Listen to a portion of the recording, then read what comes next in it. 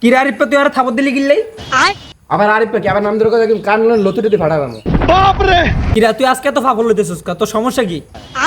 একদম কারণ তিন ইঞ্চি নিচে মারবো একদম। আবার নাম ধরে ডাকস কি লিগা বাইক কবি দল ক্ষমতা আছে দেখছেন দিকে দেখালে আমার বাইকটা ডাকি তুই কি অবস্থা রেডি হে বড়া তুই নাম ধরে ডাকলি গিললাই ভাই ক ভাই কার আবার বাইক হইতাম আমরা না এক লগে ফলো পাইন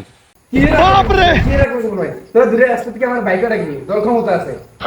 আনে ভাইয়ের লগে এখন ফাইজলাইন করন যাইতো না, ভাইয়ের এখন দল ক্ষমতা। তো ভাই এখন আপনি কোন পদে আছেন? আপাতত নেতার পিছে আছি, কয়দিন পর নেতার সামনে যাচ্ছি। ভাইরে ভাই আপনি এত বড় পদে আছেন? ভাই আসসালামু আলাইকুম। ভাই আমরা তো আমরা ছোট ভাই, ভাই সাফা নিলে কিছু দেন না। বেয়াদবিতে আনতে কি শুরু করে দিছিস? তোকে তো ছোট ভাই হিসেবে রাখা হতো না রে। ভাই এটা কি বেয়া দিবেনি? ছোট ভাই হিসাবে চা নাস্তার টিয়া তো দিবেনি। তোকে আমি কইলাম না আমি এখন আপাতত নেতার পিছে আছি, নেতার সামনে যাইতে হবো। নেতার পিছে তেমন একটা মাফালে কেমন যায় না।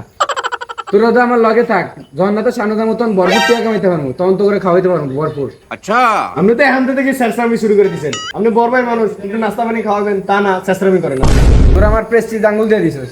চল আয় তোকে নাস্তা খাম আয়। ভাই চা নাস্তা খাওয়াইলে হইব নি, বিরিয়ানি খাওয়াইতে হইব। ভাই তো লাস্ট কবে বিরিয়ানি খেয়ে মনে আছে নি? আমার বিরিয়ানির কথা কস তো বেটা। আর ওটা চুপ থাক, আজকে চা পানি খাওয়াবো, কালকে কাচ্চি খাওয়াবো। হানিফা মনে করে একটা ছোট ভাইয়ের মতো কথা গেছে, আই লাইক ইট। চল তোকে চা নাস্তা খাওয়াই আই।